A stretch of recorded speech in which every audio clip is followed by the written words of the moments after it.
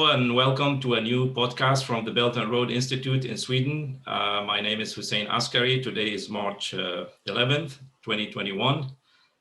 Today we are going to take you to the Caucasus, a region which is generally defined as landlocked.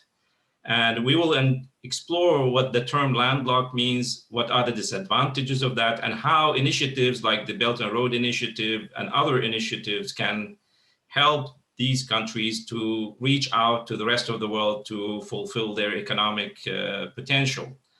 And to do that, we have today with us from Yerevan, the capital of Armenia, Mr. Benyamin Poghosyan. He's founder and chairman of the Center for Political and Economic Strategic Studies.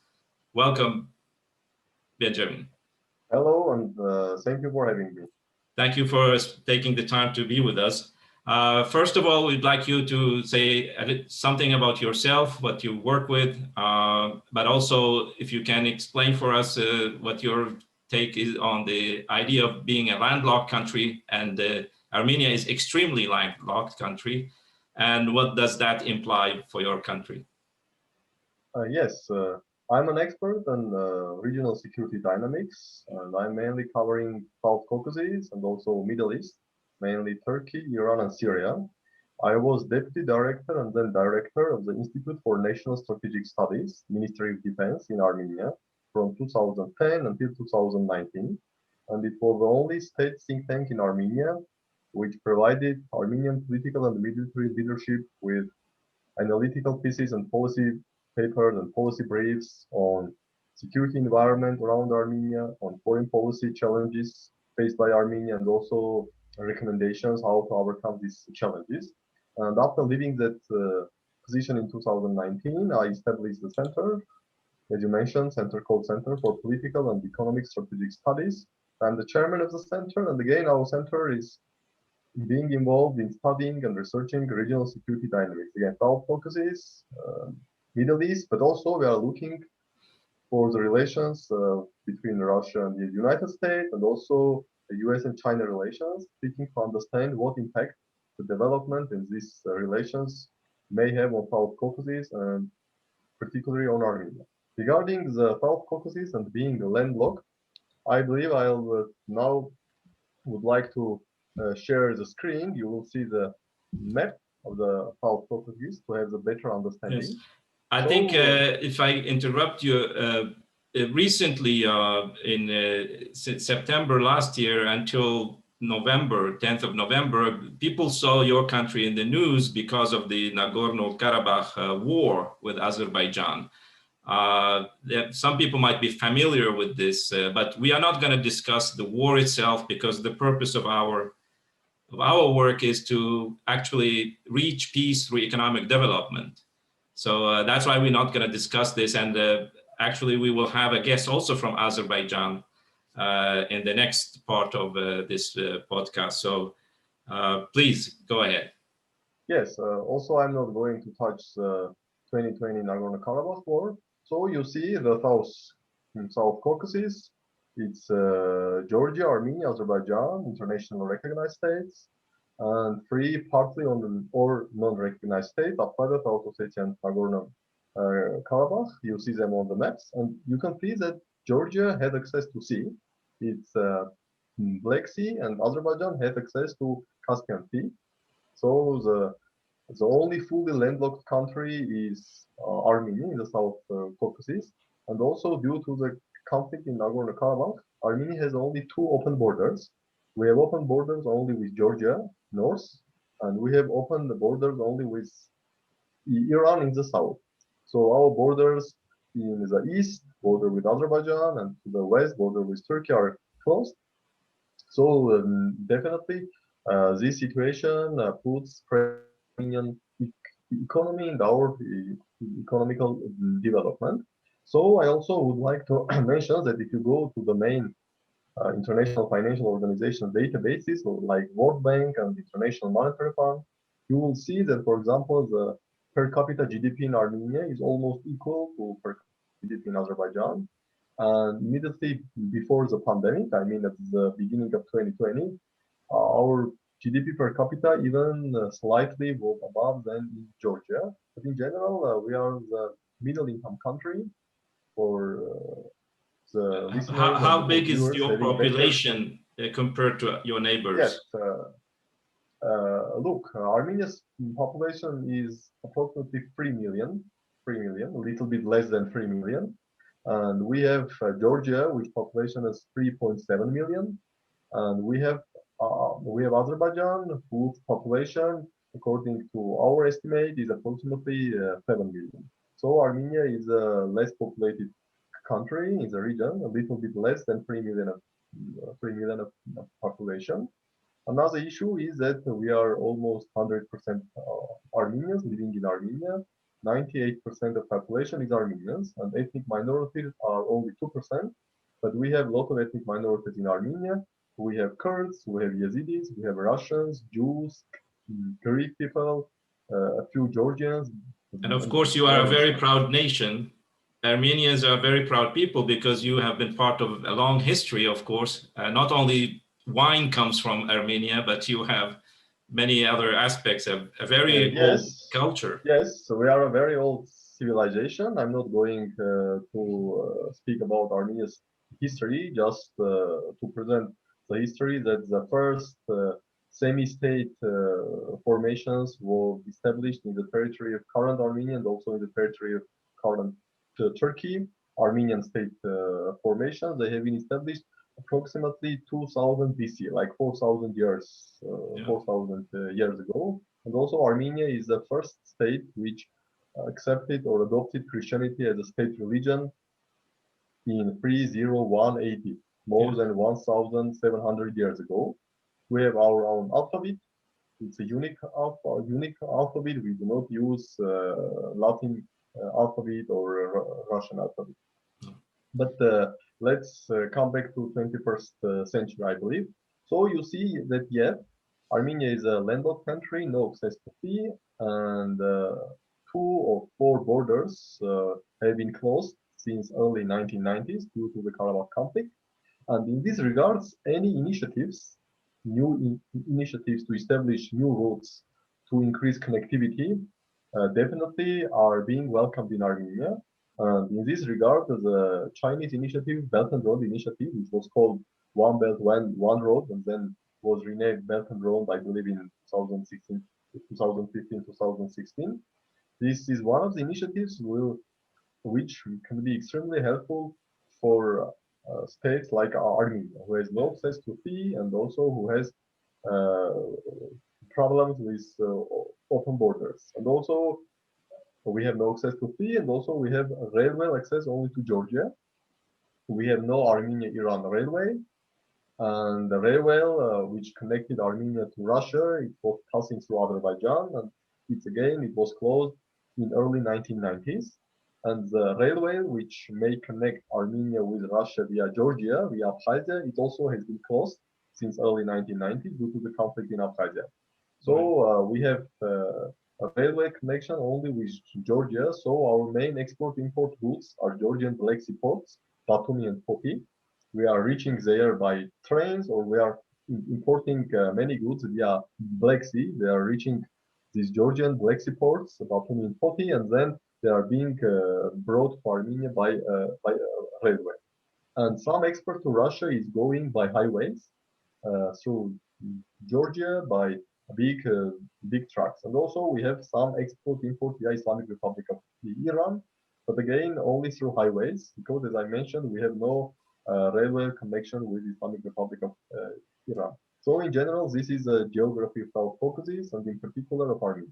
Yes, I mean, Armenia is a member of both joined the Belt and Road Initiative already, but also is a member of the Eurasian Economic Union, together with Russia, Kazakhstan, and Kyrgyzstan. But the EAEU and the BRI, they have also a strategic partnership agreement. So, but I think all your neighbors are part of the Belt and Road Initiative, but not the Eurasian Economic Union.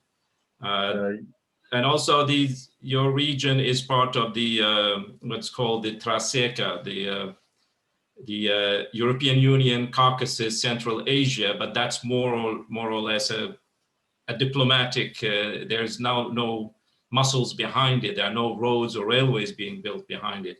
But so there are different ways your country, but also your region, can connect to the rest of the world economy and become a bridge. Instead of being an island, isolated, you can become a bridge. What are these ideas?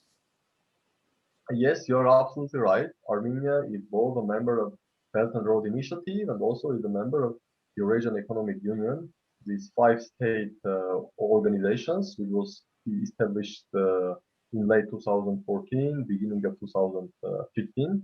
And this provides Armenia with an opportunity to export tariff-free to Eurasian Economic Union member states, in particular to Russia, but also to Belarus, to Kazakhstan, and to Kyrgyzstan. And also, I would like to mention that Armenia is a part of Eastern Partnership project. This is EU-initiated project, which includes 6 countries, as well Armenia, Georgia, and Azerbaijan. And within this Eastern Partnership initiative, Armenia has signed a comprehensive and enhanced partnership agreement with the European Union. This agreement was signed in November 2017. So Armenia was trying somehow to not be a wall between like Russia and European Union or between Eurasian Economic Union and European Union, but be a bridge because we are a member of Eurasian Economic Union. But as I mentioned, we have also comprehensive and enhanced partnership agreement with European Union. And agreement with European Union, it's called GSP Plus, which allows for some 6,000 goods which are being produced in Armenia to be exported to the European Union tariff-free. So everything which is produced in Armenia are being exported to Eurasian Economic Union, and particularly to Russia, tariff-free. And approximately 6,000 goods can be exported, can be produced, and then exported to European Union tariff-free due to this Armenia-European Union GSP Plus agreement.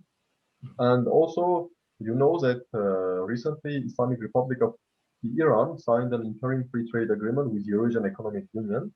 So Armenia, having a land border with Iran, can be also a launchpad for international companies who are ready to enter Iranian market and who want to export to Iranian market again with tariffs free. Because Armenia is a member of the Eurasian Economic Union, and Eurasian Economic Union, Islamic Republic of Iran Free Trade Area Agreement covers also Armenia. Regarding the ideas how to make situation better, I would like also to touch upon the project of international transport corridor, Persian Gulf Black Sea. The idea of this corridor was put forward by Islamic Republic of Iran in 2016, and the idea was to connect Iran with Europe. Do you have a map of that or any general outline? I will just moment for this concrete idea, no map yet because it's only being discussed. But the idea of this Persian Gulf Black Sea is to connect Iran with Europe via Armenia, Georgia, the Black Sea. Starting from 2016, negotiations have been underway between Iran, Armenia, Georgia, Greece, and Bulgaria to launch this Persian Gulf Black Sea International Transport Corridor. And here I believe one of the ways which Armenia can also be more active part of Belt and Road Initiative, because we all know that Belt and Road Initiative's main idea is to create new trade routes to connect China with Europe. And we all know that there is a functioning China-Iran sea transit route. So if one of the initiative will be to connect this Persian Gulf Black Sea International Transport Corridor with China. And in that case, we will have the new China-Europe route, which will start from China, then goods will reach Iran by sea, and then by land, they will reach to Armenia, Georgia, until Georgian Black Sea ports, and then by ships via Black Sea, they could reach Europe. this is one of the ways in which both Armenia and also Georgia can be included into this Belt and Road initiative. But of course, this is not only the one transport corridor which are being discussed in South Caucasus. Another corridor which was discussed is the North-South International Corridor. I will now try to share this map of this corridor.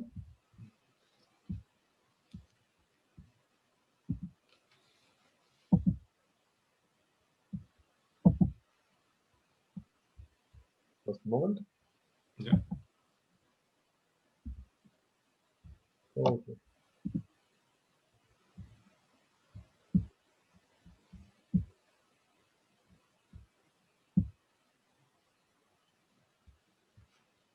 If you see, yes, you can make it also a full like slideshow.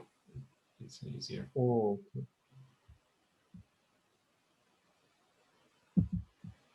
Yeah, that's much better.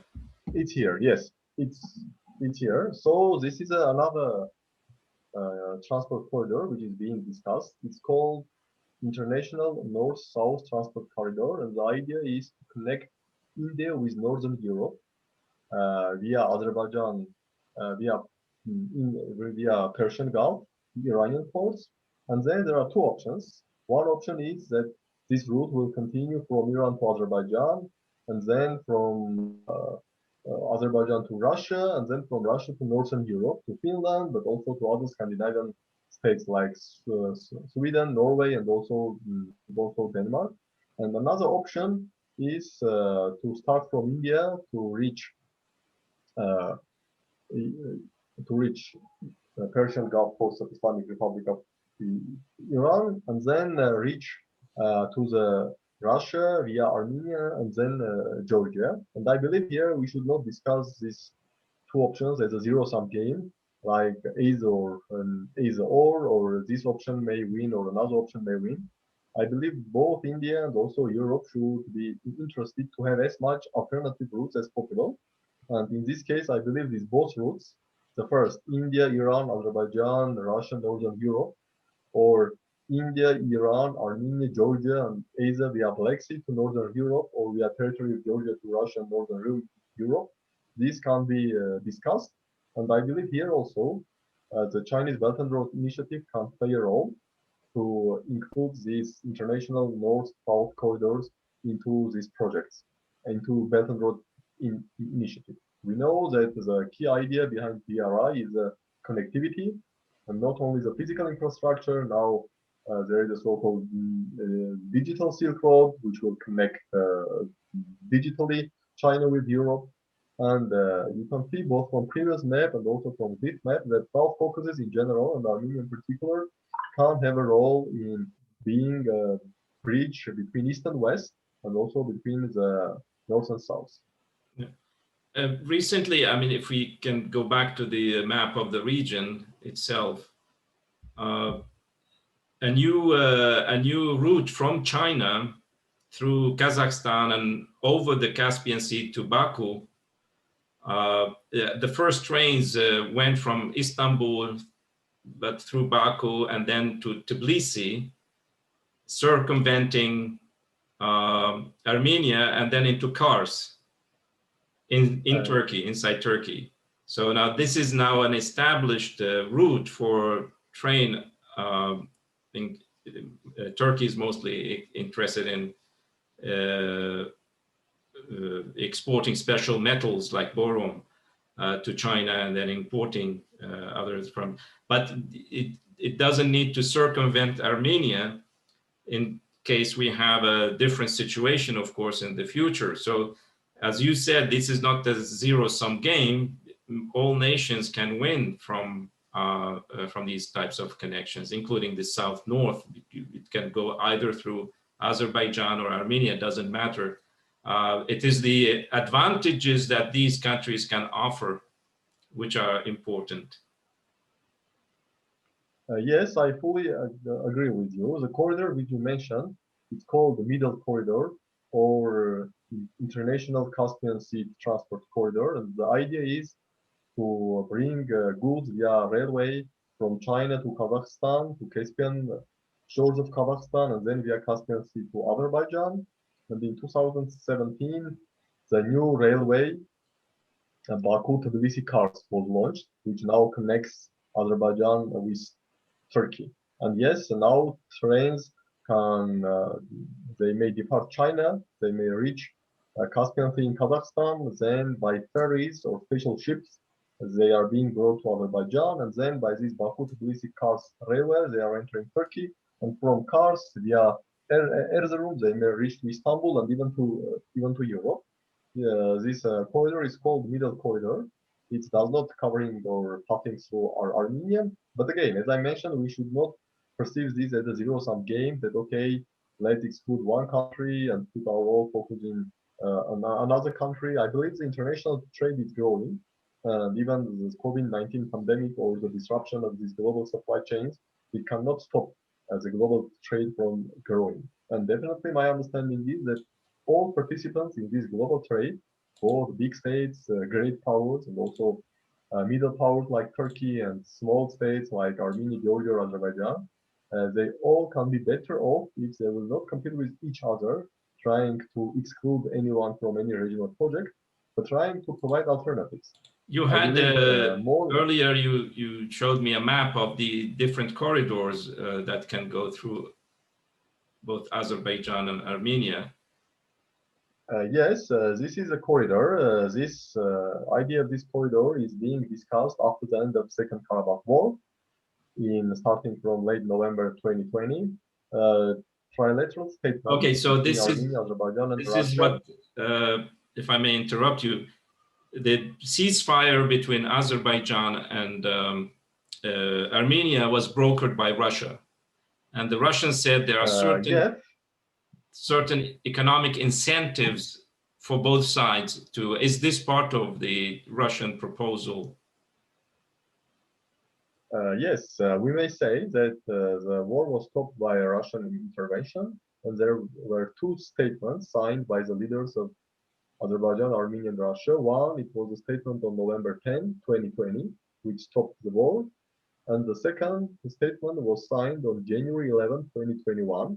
And this second statement was entirely devoted to the possible reopening or establishing new communications and new communication routes in the South Caucasus. After this January 11 statement, the special working group has been established with participation of deputy prime ministers of Armenia, Azerbaijan, and Russia. And this working group had several meetings. And I believe that within several months, they will propose some roadmaps how to reopen communications. So this is one of the options which was offered by Russia, like to establish railway connection, another second railway connection between Azerbaijan and Turkey via territory of Armenia and Nakhichevan. So you see this green line, it's a proposed new railway which will go from Azerbaijan, enter also territory of Armenia, then enter territory of Nakhichevan. Nakhichevan is an autonomous republic within Azerbaijan. And then from Nakhichevan, it may enter Turkey. The Igdir is a town in Turkey. So in this case, Azerbaijan will have two railways to connect with Turkey. One is via Georgia, this Baku-Tbilisi-Kars, which was opened in late 2017. And the second route will be through Azerbaijan, Armenia, and Turkey. And also, Russia offered Armenia to have railway connection with Russia via this route, like to start from Armenia, then enter Nakhichevan Autonomous Republic, then again Armenian province of Syunik, and then again enter Russia to reach Azerbaijan, sorry, to reach Baku. And from Baku, you see this green line. This is existing railway which connects Baku with Russia along the Caspian Sea. And maybe the most important for Armenia could be to have the railway connections via Nakhichevan to Iran. As you see, there is a town Ordubad in Nakhichevan, and there is a plans that from Ordubad railway will be connected to the Islamic Republic of Iran, and in this case, Armenia will have also railway connection with Iran. As I mentioned, currently we have only highway, which connects Armenia with Iran, and this project may give an opportunity to have also railway connection with Iran. Of course, all these transportation routes can be operational when all remaining issues on Nagorno-Karabakh conflict will be solved. And the key issue here is, of course, security. I mean, the security of Armenian goods, drivers, trucks, trains, which will pass through territory of Azerbaijan. It will be either Nakhchivan Autonomous Republic to reach Iran, or it will be entire Azerbaijan via Baku to reach Russia. In any case, discussions now are underway on these proposals. And again, the key for Armenia is to have a railway connection with Iran. As I mentioned, have mentioned about the Persian Gulf Black Sea potential corridor. And if Armenia will have a railway connection with Iran, and Armenia already has a railway connection with Georgia, in that case, the launch of Persian Gulf Black Sea multimodal transport corridor, Iran, Armenia, Georgia, Black Sea, Europe, will be much more easier, because in that case, Iranian goods will enter Armenia not by trucks via highways, but by railway via Nakhchivan. So your relations to Iran are good traditionally. So, but the problem is that Iran is friendly. But Iran is under economic sanctions, with, and that hampers Iran's trade with other countries, and fulfilling its role as a bridge. But the irony is that Armenia, Azerbaijan, Turkey, Iran, they are all have good relations with Russia and China. And they are all working together with the Belt and Road Initiative, and also in certain ways with the Russia-backed Eurasian Economic Union.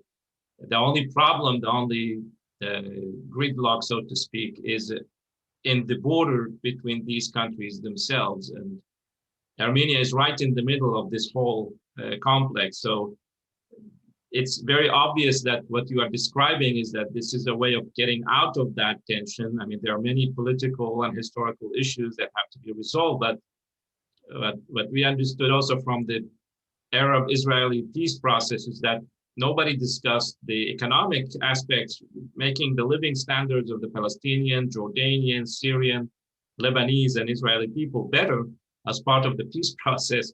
They said, let's solve all the political issues and military issues and border issues first, and then we come to the economic, which is, I don't think, is a wise way of solving this kind of conflict. Yes, you're right that all countries have good relations with Russia in the region. Of course, we may have discussions about the nature of Russia-Turkish relations, which can be described as cooperative and competitive, because we know that, for example, now in South Caucasus, Russia and Turkey are cooperating, but they have divergent Syria. Just in 2019 to 2020, they have divergent interest in Libya. But in any case, yes, as for now, both Armenia, Azerbaijan, Iran, and Turkey, they all have good or at least working relations with Russia. The exception is Georgia, because you know that Georgia accuses Russia of occupying Abkhazia and South Ossetia. After 2008 Russia-Georgia war, Russia recognized Abkhazia and South Ossetia as independent countries. Now Russian military bases are being deployed in both Abkhazia and South Ossetia, Georgia, and also vast majority of international community, especially the Western world, I mean United States, NATO, EU, they didn't recognize the independence of Abkhazia and South Ossetia, and they also argue, like Georgia, that these territories have been occupied by Russia. And so the relations between Georgia and Russia are very strained due to this Abkhazia and South Ossetia conflict. But other states, Armenia is strategic ally of Russia. We are a member of the Eurasian Economic Union. We are a member of Collective Security Treaty Organization. This is a Russia-led organization, we may say somehow equivalent to NATO. It's a military alliance. And also we have a Russian military base deployed in Armenia, and we have Russian border troops which control Armenian borders with Iran and Turkey. So Armenia is a strategic ally of Russia, Azerbaijan is a strategic partner of Russia, and Turkey-Russia relations, despite all problems in Syria, in Libya, maybe in Black Sea, because we know that Turkey reiterating its position that Crimea was annexed and occupied by Russia, they are not going to recognize it. But in any case, in South Caucasus, at least recently, we see Russia-Turkish cooperation also. Okay, we have just a couple of questions left, but what is special about this region? I mean, what can this region offer the rest of it? Now, for more than 100 years, everybody has been talking about the oil from Baku, but also since the fall of the Soviet Union, we have the oil and gas not only in Azerbaijan, but also in Central Asian countries. And there were all these pipeline projects to bring oil and gas from these countries to the European market and so on. But it turns out that the most successful ones are the Russians in bringing their oil and gas to Europe. But what if this oil and gas is important, but what else is there in the region? I mean, for example, Armenia, what are Armenia's comparative advantages in the international market? If you come out into the international market, what is potentially can develop in Armenia? Historically, within the Soviet Union, Armenia had a special role, if I remember well. So what do you think Armenia and the region have for resources and potential, human, technological, and natural, to become a player internationally?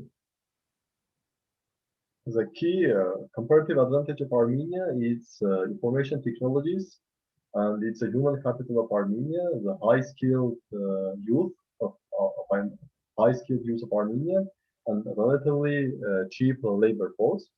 Currently, in recent years, the IT sector has been covering approximately 30% of Armenian economic growth, and even despite 2020 pandemic, and in general economic decline, I believe, in all over the world. For example, the IT sector has recorded approximately 20% of growth in Armenia only in 2020. And now we have many international major IT companies where they have branches in Armenia, like Synopsys, like National Instrument, and like Microsoft, and others. So one of the key advantages of Armenia is IT sector. And here the key is that for IT, there is no issue of closed borders, or there is no issue of being landlocked. You do not see access to fee for development of IT sector. You do not need access to fee, or you don't need fully open borders for programming. So one of the key advantages of Armenia is, again, it's highly skilled labor force in IT sector, in microelectronics and coding. And Armenia is making efforts, and it's on the path to become a regional IT hub in the South Caucasus, at least. And this is one of the key advantages for Armenia.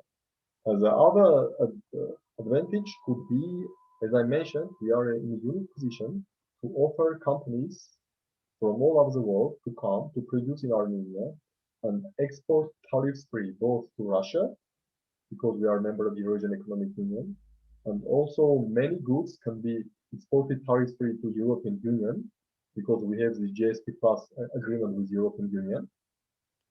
And also now discussions are underway about Iran membership into Eurasian Economic Union, but if full membership is maybe far away.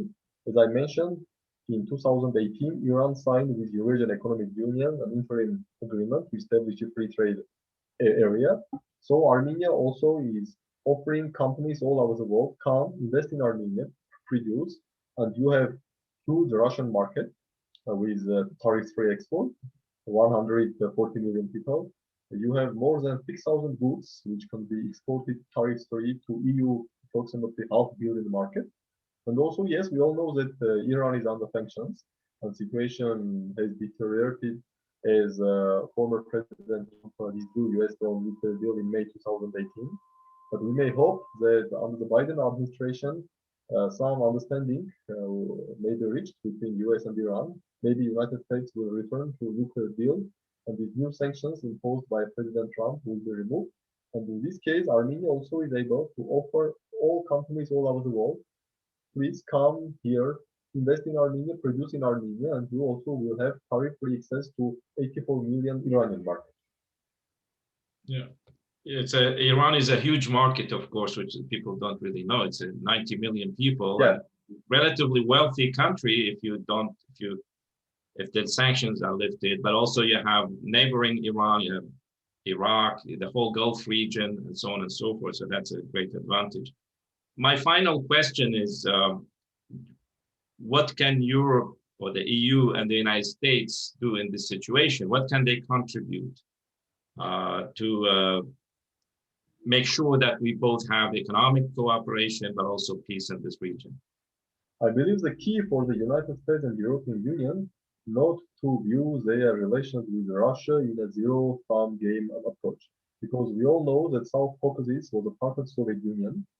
So South Caucasus is a part of former Soviet Union. We all know that Russia believes that the former Soviet Union is a part where he has legitimate interest, as former President Medvedev put it in 2008 in interview. And also now we are listening, both now and also even during the President Trump administration and during the President Obama administration, especially after Ukraine crisis started in 2014, we hear a lot of talks from the United States of necessity to contain Russia, to deter Russia, to weaken Russian influence in the post-Soviet space, to kick out Russia from post-Soviet space. All these discussions and all these efforts to weaken Russia or to force Russia out from former Soviet state, they will have only destabilizing influence on at least on South Caucasus. Because as I mentioned, Russia strongly believes that he has legitimate interests in former Soviet space. Like, for example, the United States believes that he has legitimate interests all over the world.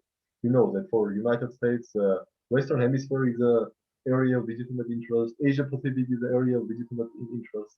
And Russia simply are telling that, okay, we also have our legitimate interests, which are not covering the entire globe, but at least they are covering our immediate neighbor. So if the United States, and especially under Biden administration, will activate its efforts on Russia containment, on Russia deterrence, it will simply make the entire post-Soviet space, not only South Caucasus, but also countries like Ukraine, Belarus, Moldova, and Central Asia, as a battlefield between Russia and the West, Russia and the United States. And in this case, unfortunately, we will have no perspective of speaking about peace, about development, about prosperity, but we will have to speak about conflicts, because we all know that if there is a conflict between great powers, we often see proxy wars, and in these terms or in these conditions, the small states sometimes they are being used as a proxies in conflicts of great powers. So by understanding, if United States and the European Union wants to really have post-Soviet space in a somehow peaceful or prosperous situation, they first of all they have to stop viewing this region as a zero-sum game in their competition with Russia. Because if they continue to do this, we will have only conflicts and we will have only competition and we will have small states being trapped into this great power rivalry. Of course, both the European Union and the United States should be present in the region. I'm speaking now about South Caucasus, and they are present. As I mentioned, South Caucasus is a part of the European Union Eastern Partnership Initiative, and NATO has a close relation with all three countries in South Caucasus, with Georgia, with Armenia, with Azerbaijan. Even Armenia, which is a member of Russia-led Collective Security Treaty Organization, this military alliance. We also have very friendly relations with NATO. We have individual partnership action plans with NATO. So no one in the region is telling that, okay, if we are with Russia, we can have zero relation with the West. So the example of Armenia, country which is a member of the Eurasian Economic Union, but signed comprehensive and enhanced partnership agreement with European Union. Armenia, which is member of Russia-led military alliance, Collective Security Treaty Organization, but also has very friendly and close partnership with NATO through these individual partnership action plans. The case of Armenia shows that if you are not putting everything into the zero-sum game, that okay, I should kick out Russia entirely, otherwise nothing can happen. This mindset will bring only more instability and it will bring more sufferings for ordinary people living in the region. That's very, very interesting, Mr. Benyamin Poghosyan. I thank you very, very much for sharing these insights with us. It has been very eye-opening for me and definitely for our audience. I thank you very much for taking the time for being with us today. Thank you, and thank you for the invitation, and thank you for having me. Thank you very much. And thank you for watching this podcast. Please check our website. You'll find the description and the link in the description below this video, and visit our website and to be able to see the rest of the series of the podcast from the Belt and Road Institute in Sweden. Thank you very much.